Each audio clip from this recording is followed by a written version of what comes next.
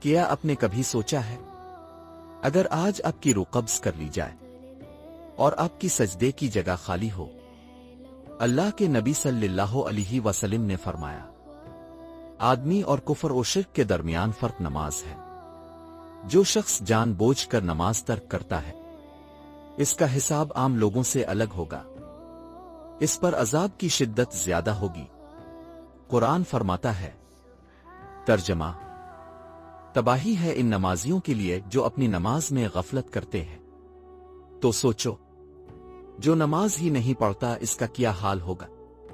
بھائیو، نماز صرف فرض نہیں، یہ بندے کا اپنے رب سے رشتہ ہے، یہ سکون ہے، طاقت ہے، نجات ہے۔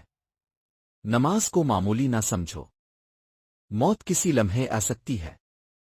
اپنے سجدے مکمل کرو اس سے پہلے کہ تمہارا جنازہ اٹھے۔